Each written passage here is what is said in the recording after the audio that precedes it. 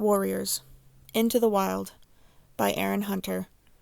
Read by Sunny Norvell, a.k.a. Silver Sunshine 2012. Chapter 3. That morning, as Rusty slept off his night's wanderings, the mouse dream came again, even more vivid than before. Free of his collar, beneath the moon, he stalked the timid creature, but this time he was aware of being watched. Shining from the shadows of the forest, he saw dozens of yellow eyes. The clan cats had entered his dream world.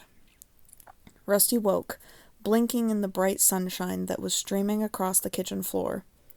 His fur felt heavy and thick with warmth. His food bowl had been topped up, and his water bowl rinsed out and filled with bitter-tasting two-leg water.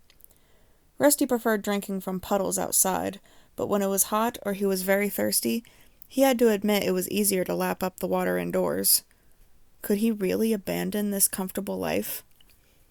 He ate, then pushed his way out of the cat flap into the garden. The day promised to be warm, and the garden was heavy with the smell of early blossoms. "Hello, Rusty," mewed a voice from the fence. It was Smudge. "You should have been awake an hour ago. The baby sparrows were out stretching their wings." "Did you catch any?" Rusty asked. Smudge yawned and licked his nose. "Couldn't be bothered. I'd already eaten enough at home. Anyway, why weren't you out earlier? Yesterday you were complaining about Henry sleeping his time away, and today you're not much better yourself." Rusty sat down on the cool earth beside the fence and curled his tail neatly over his front paws. "I was in the woods last night," he reminded his friend. At once he felt the blood stir in his veins and his fur stiffen. Smudge looked down at him, his eyes wide. "Oh, yeah, I forgot. How was it? Did you catch anything? Or did anything catch you?" Rusty paused, not sure how to tell his old friend what had happened. "I met some wildcats," he began. "What?" Smudge was clearly shocked. "Did you get into a fight?" "Sort of." Rusty could feel the energy surging through his body again as he realized the strength and power of the clan cats. "Were you hurt? What happened?" Smudge prompted him eagerly. "There were 3 of them, bigger and stronger than any of us." "And you fought all 3 of them?" Smudge interrupted, his tail twitching with excitement. "No," Rusty mewed hastily. "Just the youngest one. The other 2 came later." "How come they didn't shred you to pieces?" "They just warned me to leave their territory. But then—" Rusty hesitated. "What?" mewed Smudge impatiently. "They asked me to join their clan." Smudge's whiskers quivered disbelievingly. "They did," Rusty insisted. "Why would they do that?" "I don't know," Rusty admitted. "I think they need extra paws in their clan." "Sounds a bit odd to me," Smudge mewed doubtfully. "I wouldn't trust them if I were you." Rusty looked at Smudge. His black and white friend had never shown any interest in venturing into the woods. He was perfectly content living with his housefolk. He would never understand the restless longing that Rusty's dreams stirred in him night after night. "But I do trust them," Rusty purred softly, "and I've made up my mind. I'm going to join them." Smudge scrambled down from the fence and stood in front of Rusty. "Please don't go, Rusty," he mewed in alarm. "I might never see you again." Rusty nudged him affectionately with his head. "Don't worry. My housefolk will get another cat. You'll get on with him just fine. You get along with everyone." "But it won't be the same," Smudge wailed. Rusty twitched his tail impatiently. "That's just the point. If I stay around here till they take me to the cutter, I won't be the same either." Smudge looked puzzled. "The cutter?" he echoed. "The vet," Rusty explained. "To be altered, like Henry was." Smudge shrugged and stared down at his paws. "But Henry's all right," he mumbled. "I mean, I know he's a bit lazier now, but he's not unhappy. We could still have fun." Rusty felt his heart fill with sadness at the thought of leaving his friend. "I'm sorry, Smudge. I'll miss you. But I have to go." Smudge didn't reply, but stepped forward and gently touched Rusty's nose with his own. "Fair enough. I can see I can't stop you. but at least let's spend one more morning together."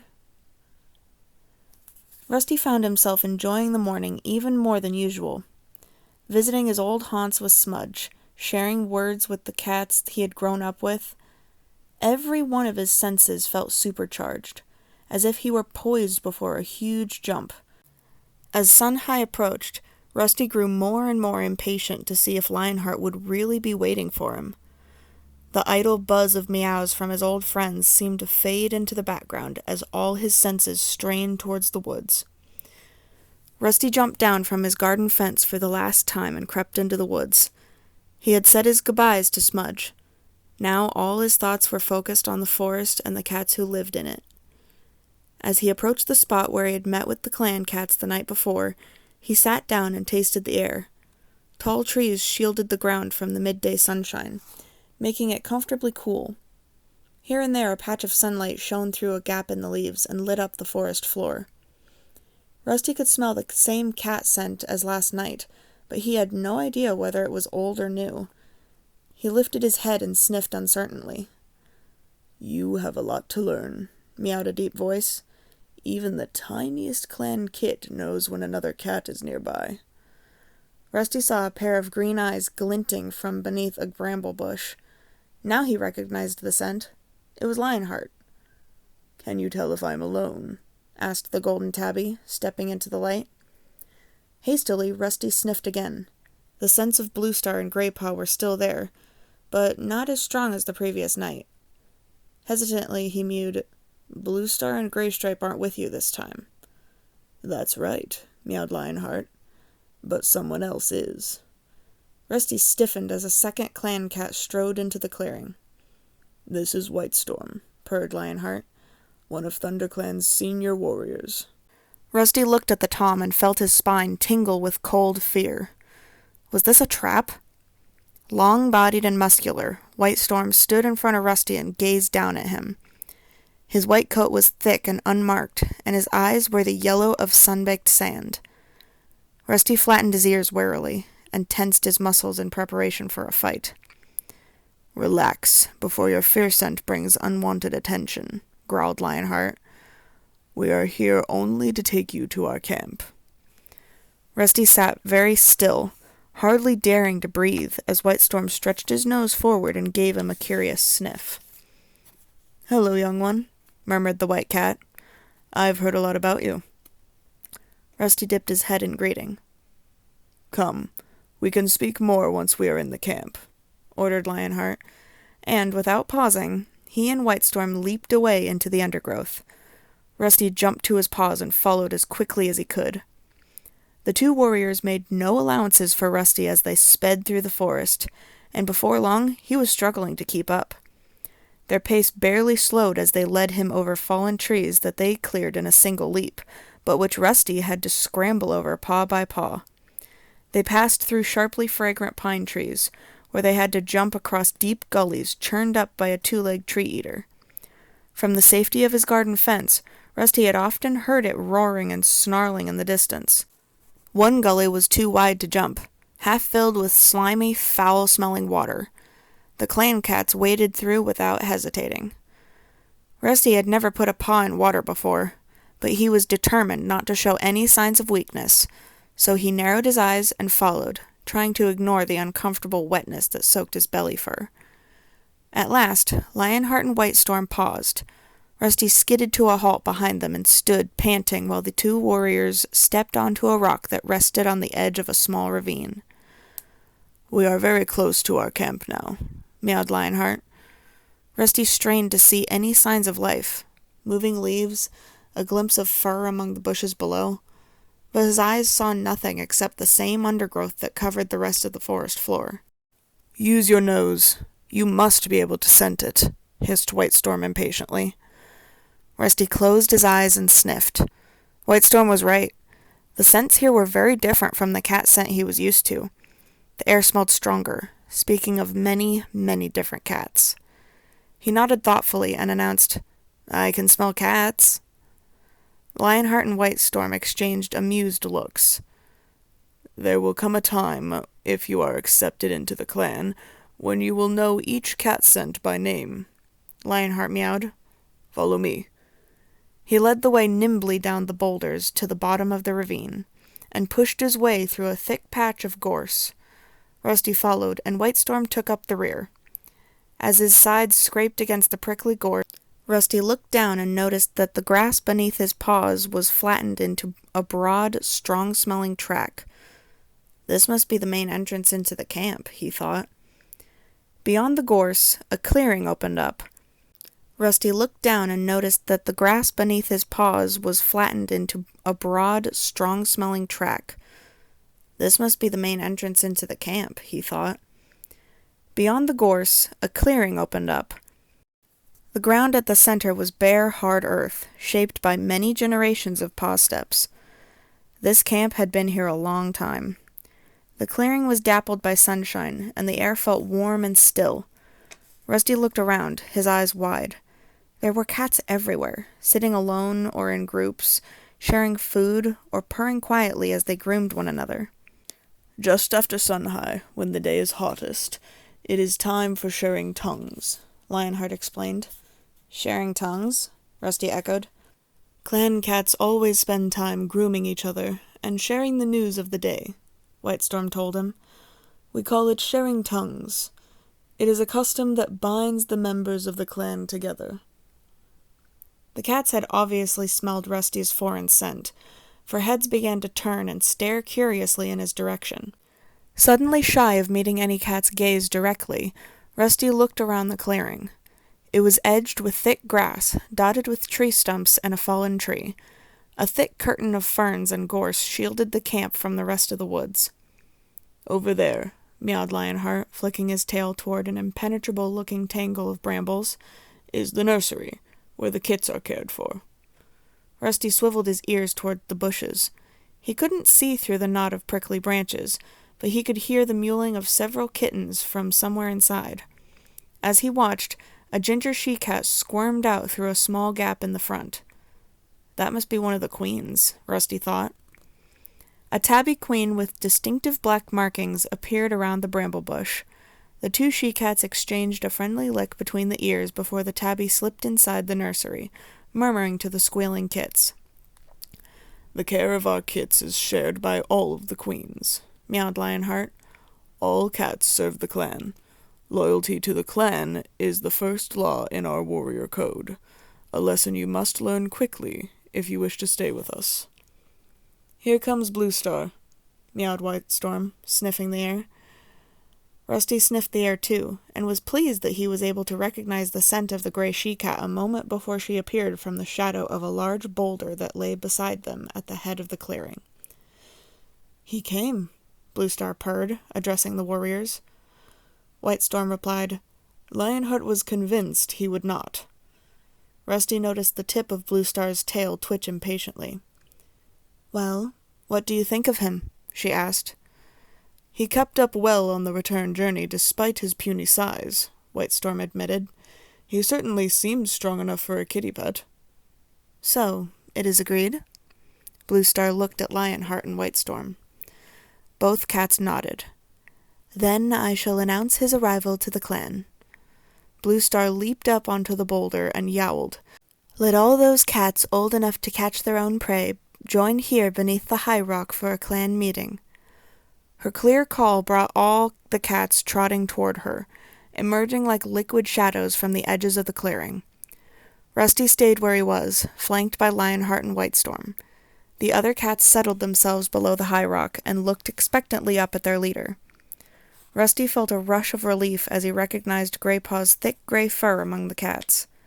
Beside him sat a young tortoiseshell queen, her black-tipped tail tucked neatly over small white paws. A large dark gray tabby crouched behind them, the black stripes on his fur looking like shadows on a moonlit forest floor. When the cats were still, Bluestar spoke. "ThunderClan needs more warriors," she began. "Never before have we had so few apprentices in training. It has been decided that ThunderClan will take in an outsider to train as a warrior." Rusty heard indignant mutterings erupt among the clan, but Bluestar silenced them with a firm yowl. "I have found a cat who is willing to become an apprentice of ThunderClan." Lucky to become an apprentice, caterwauled a loud voice above the ripple of shock that spread through the cats. Rusty craned his neck and saw a pale tabby cat standing up and glaring defiantly at the leader. Bluestar ignored the tabby and addressed all of her clan. Lionheart and Whitestorm have met this young cat, and they agree with me that we should train him with the other apprentices. Rusty looked up at Lionheart, then back at the clan, to find all eyes were on him now. His fur prickled, and he swallowed nervously. There was silence for a moment. Rusty was sure they must all be able to hear his heart pulsing and smell his fear scent. Now a deafening crescendo of caterwauling rose from the crowd. Where does he come from? Which clan does he belong to? What a strange scent he carries.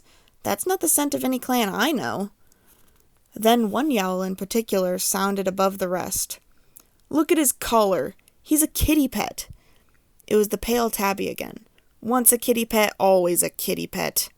This clan needs wild-born warriors to defend it, not another soft mouth to feed. Lionheart bent down and hissed into Rusty's ear. That tabby is Longtail. He smells your fear. They all do. You must prove to him and the other cats that your fear won't hold you back. But Rusty couldn't move. How could he ever prove to these fierce cats that he wasn't just a kitty pet?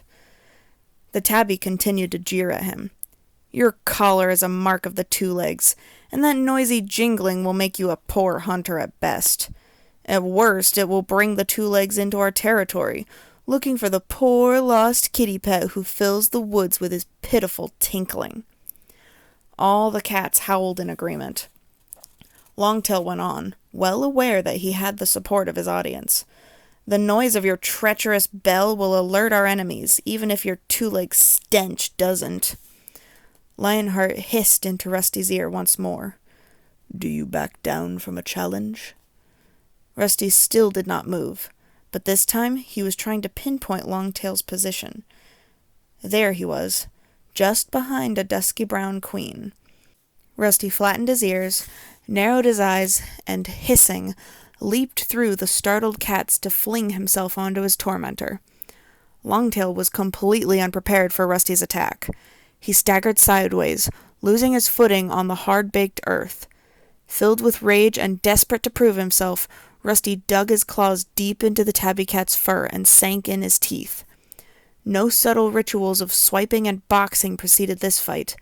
The two cats were locked in the screaming, writhing tussle that flipped and somersaulted around the clearing at the heart of the camp. The other cats had to spring out of the way to avoid the screeching whirlwind of fur. As Rusty scratched and struggled, he was suddenly aware that he felt no fear, only exhilaration. Through the roaring of the blood in his ears, he could hear the cats around them wailing with excitement. Then Rusty felt his collar tighten around his neck. Longtail had gripped it between his teeth and was tugging, and tugging hard. Rusty felt a terrible pressure at his throat. Unable to breathe, he started to panic. He writhed and twisted, but each movement only made the pressure worse. Retching and gulping for air, he summoned up all his strength and tried to pull away from Longtail's grip. And suddenly, with a loud snap, he was free. Longtail tumbled away from him. Rusty scrambled to his paws and looked around. Longtail was crouching 3 tail lengths away, and dangling from Longtail's mouth, Rusty saw his collar, mangled and broken. At once, Bluestar leaped down from the high rock and silenced the noisy crowd with a thunderous caterwaul. Rusty and Longtail remained fixed to the spot, gasping for breath. Clumps of fur hung from their ruffled coats. Rusty could feel a cut stinging above his eye. Longtail's left ear was badly torn, and blood dripped down his lean shoulders onto the dusty ground. They stared at each other, their hostility not yet spent. Bluestar stepped forward and took the collar from Longtail. She placed it on the ground in front of her and meowed, "The newcomer has lost his 2-leg collar in a battle for his honor. StarClan has spoken its approval.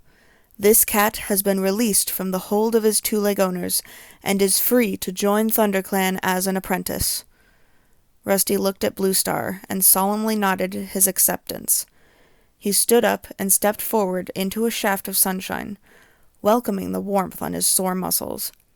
The pool of light blazed bright on his orange pelt, making his fur glow. Rusty lifted his head proudly and looked at the cats that surrounded him. This time, no cat argued or jeered. He had shown himself to be a worthy opponent in battle. Bluestar approached Rusty and placed the shredded collar on the ground in front of him. She touched his ear gently with her nose. "You look like a brand of fire in this sunlight," she murmured. Her eyes flashed briefly, as if her words had more meaning for her than Rusty knew. "You have fought well." Then she turned to the clan and announced, "From this day forward, until he has earned his warrior name, this apprentice will be called Firepaw, in honor of his flame-colored coat." She stepped back, and with the other cats, waited silently for his next move. Without hesitating, Rusty turned and kicked dust and grass over his collar as though burying his dirt.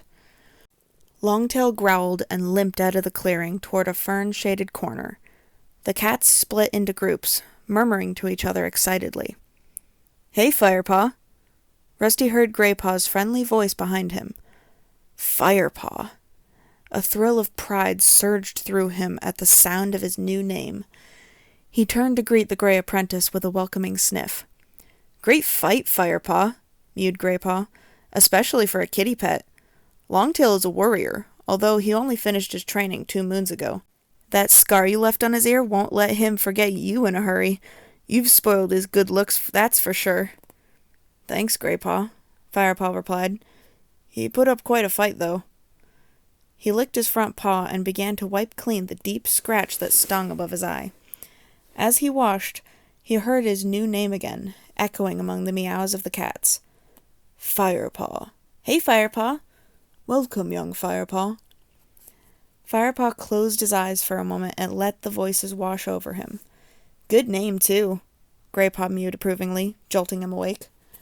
Firepaw looked around. "Where did Longtail creep off to?" "I think he was heading toward Spotted Leaf's den."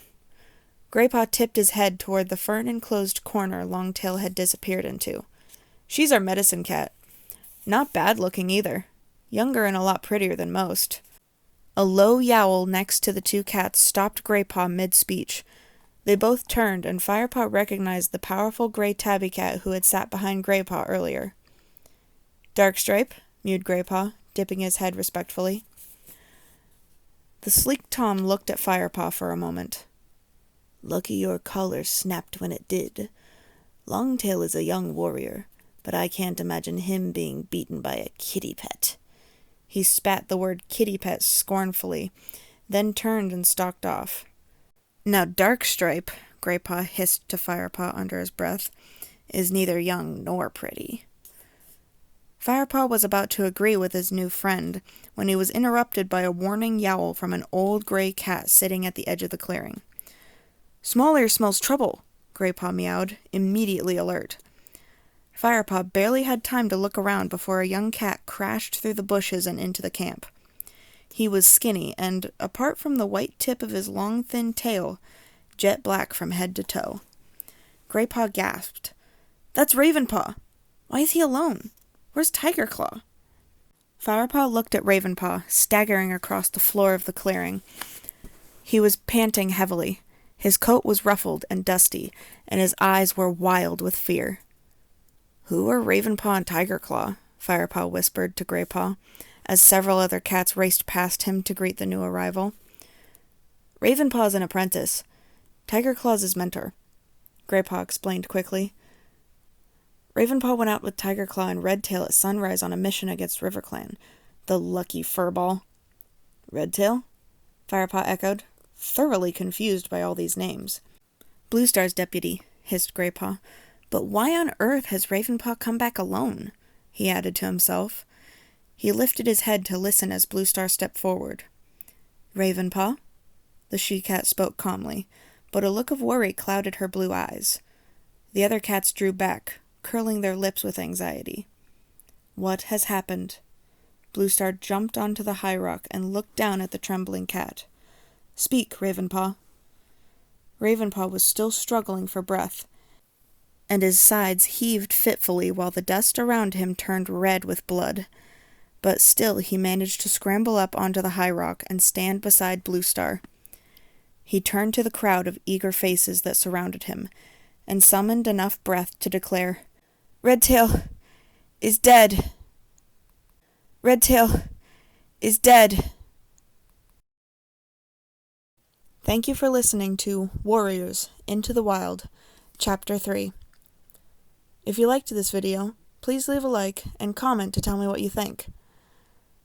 If you'd like to hear more of the Warriors series, please subscribe. I will be reading the entirety of the Warriors books. Thank you, and may StarClan light your path.